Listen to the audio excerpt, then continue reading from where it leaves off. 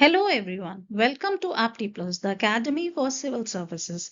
Today we are here to discuss the MCQ series for West Bengal Civil Services, and this is part 3 of the geography subject. I hope you have seen the earlier parts also. So before going on to the MCQs, let us see the learning objectives of this approach. Here we will be covering the most probable question for the WBCS pre and the mains exam both based on the themes on which questions have been asked in the past years. And this will help in covering the maximum MCQ in the minimum time as well as improvise our scores in both pre and the mains. So without wasting time, let us move ahead with the questions. Question number 1. The eye of the tropical cyclone is characterized by which of the following? A. The strongest winds. B. Calm weather. C. Heavy rainfall. D. Warm temperature. And your answer is B. Calm weather. Let's see the explanation. The eye of the tropical cyclone is the center of the storm and it is relatively calm with the clear sky. So we should know about the characteristic of the tropical cyclone. In tropical cyclones, surrounding the region of the eye, we have cumulonimbus clouds of towering heights, and the central region, which is called eye region of the tropical cyclone, is the region where we have very calm weather. However, region surrounding the clouds and in the nearby areas onto the ocean, these are the region with very heavy thunderstorm and rainfall and with very strong winds, and this region brings the storm surge near the coastal areas in India also. So what are the basic conditions necessary for the formation of tropical cyclones? This is also a very important question in this topic. Tropical cyclone के लिए हमारी basic condition होती है the presence of Coriolis force. So they are formed after 8 degree both north and south till 23.5 degree north and south in the northern and southern hemisphere. They require warm temperatures on the ocean, that is sea surface temperature should be higher, and pre-existing vortices means already पहले से कुछ घूमने वाला air atmosphere का एक winds का system चाहिए which will give the power to the cyclones. So I hope this is clear to you. Moving ahead, the Indra Point, the southernmost point in India, is located in which region? A. Lakshadweep, B. Andaman Nicobar, C. Tamil Nadu, and D. Kerala. Your answer is B. Andaman and Nicobar.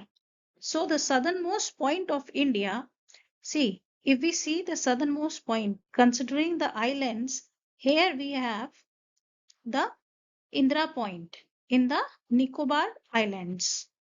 And if we only consider your mainland India, that is still here, then our southernmost point is Cape Comorin in Tamil Nadu. And we should also have knowledge of the northernmost point. Your northernmost point is Indra Col in Siachen Glacier. Now moving ahead, let us see the explanation. The southernmost point is located in the Great Nicobar Island of India in Andaman and Nicobar. It is just north of equator and marks the southernmost point of subcontinent. It is the subcontinent, and if it is mainland, then your Cape Comorin is the southernmost point. Let's move ahead. The point on the Earth's surface directly above the origin of the earthquake is known as A. Epicenter, B. Focus, C. Hypocenter, D. Seismic center. The answer is A. Epicenter. So we need to see whenever there is earthquake, suppose in this region we have earthquake felt. So the point here on the surface is known as epicenter, and from where these earthquake waves are emanating in the earth, this point is known as focus, or we can call as hypocenter. So focus and hypocenter are ruled out. So we have epicenter. Now let's see the explanation. Epicenter is the point on the Earth's surface directly above the focus. Focus or hypocenter also we call it, where the earthquake originate. तो origination कहाँ होता है earthquake का? Hypocenter or you can say focus. जब अर्थ पे feel होता है उसको हम epicenter कहते हैं. Now moving ahead. The retreating monsoon, that is October to December, is associated with which of the following? High rainfall in the west and the central Himalayas, the formation of tropical cyclones in the Bay of Bengal, the onset of winter season in the northern part of the India, or all of the above. And your answer is B, the formation of tropical cyclones in Bay of Bengal. See, जब भी monsoon चला जाता है, तब monsoon हमारा जाने वाले process में होता है. That is from the northeast trade winds blew our Indian subcontinent. And when they touch the eastern coast of India while traveling like this in the northeastern direction, then they touch your this southern and the eastern coast and some parts of your West Bengal and Odisha region. So as a reason, and in this region we experience tropical cyclones because temperature are raised in the surface level of your sea, and this leads to coming of tropical cyclones in the time period of retreating monsoon, that is October and December. That is the characteristic feature of retreating southwest monsoon winds. Now moving ahead, La Nina is characterized by warming of the surface water of the eastern and the central Pacific, cooling of the surface water of the eastern and the central Pacific, the strong monsoon winds over Indian Ocean, high atmospheric pressure over Indian subcontinent. And the answer is B, cooling of the surface water of the eastern and the central Pacific.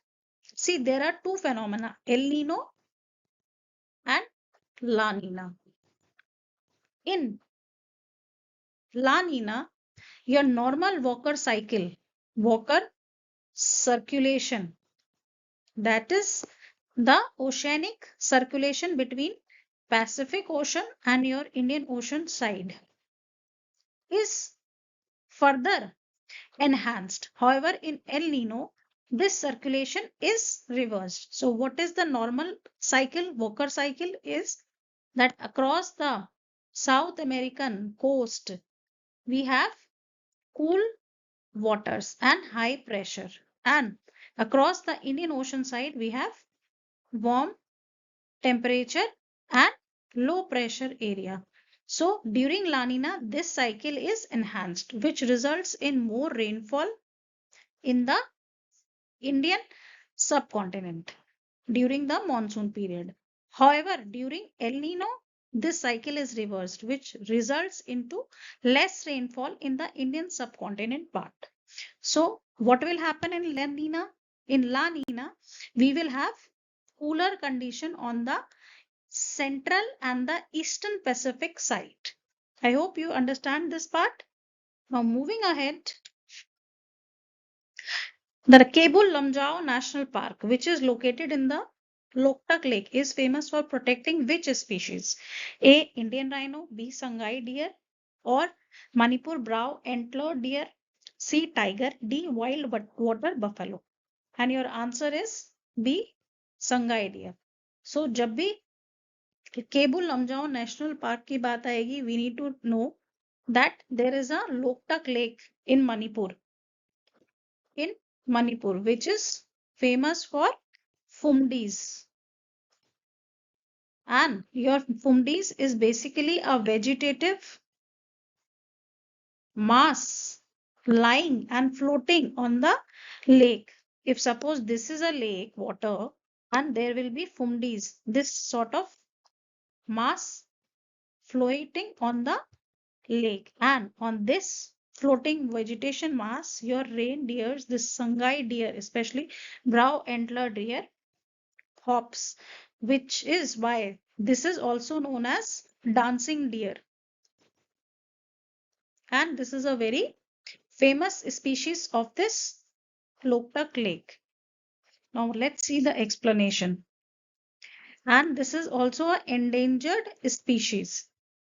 It is considered as the state animal of Manipur. And regarding Loktak Lake, we should know Imphal River is the main river that feeds your Loktak Lake.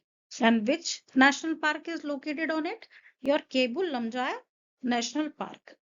So this is very important question with respect to environment as well as with respect to your geography, and FUMDs have been already asked many times earlier. Next is the Bhakra Nangal Dam is constructed across which river? A. Satluj, B. Byas, C. Ravi, D. Jhelum. And your answer is A. Satluj. The Bhakra Nangal is constructed across Satluj river. We shall also see the other options. On Byas, we have Pong Dam. On Ravi, we have Ranjit Sagar Dam. Plus, there is one more dam called Madhopur Dam. Then on Jhelum, we have Uri and Kishan Ganga. Apart from this, on Chenab River, we have Ratle Dam. So these are the part of Indus River system, and we should also remember their dams. Dams are very important with respect to the paper. Now let us see the explanation. Bhakra Nangal Dam, constructed on the Satluj River, is in the state of Himachal Pradesh. It is one of the major multi-purpose dam used for irrigation and hydroelectric power generation. Now moving ahead, Sela Pass is located in the which state of India? A. Sikkim, B. Himachal Pradesh, C. Arunachal Pradesh, D. Jammu Kashmir. Your answer is C. Arunachal Pradesh. Let's see the explanation. It is located in Arunachal Pradesh, connecting Tawang to the rest of India. And Tawang is important because it connects India with China also. So this is very strategically important pass. We should also have knowledge of other passes in the Himalayan region. Now moving ahead, which of the following is the highest peak in the Western Ghats? A. Anaimudi, B. Nilgiri Hills, C. Doda Beta, D. Biligiri Ganga Hills. Answer is A. Anaimudi.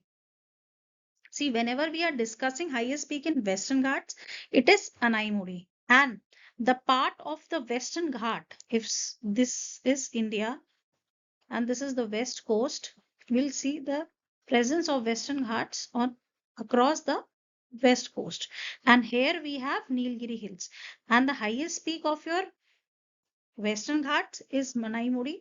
And when it comes to the highest peak of the Nilgiri Hills, which are lying here at the tri-junction of the three states, that is Karnataka, Kerala and Tamil Nadu, we will find highest peak is Doda Beta. So never confuse between Doda Beta and Anaimudi. Let's see the definition. Highest peak in the Western Ghats in the Idukki district of Kerala. It rises to the height of 2695 and it is part of your Iravi Kulam National Park. This is all about Anaimudi. Moving ahead, last question. Equinox occur when sun is directly overhead the Tropic of Cancer, sun is closest to the sun, earth is closest to the sun, the earth's axis is tilted at an angle of 23.5 degrees, sun is directly overhead the equator. And your answer is D. Sun is directly overhead the equator, and this situation comes 2 times in a year. And such situations are called equinoxes, when we experience equal days and equal night across the entire earth. Equal days and equal nights. And this occurs on which 2 dates? One on 24th March and other on the 23rd September. Thank you.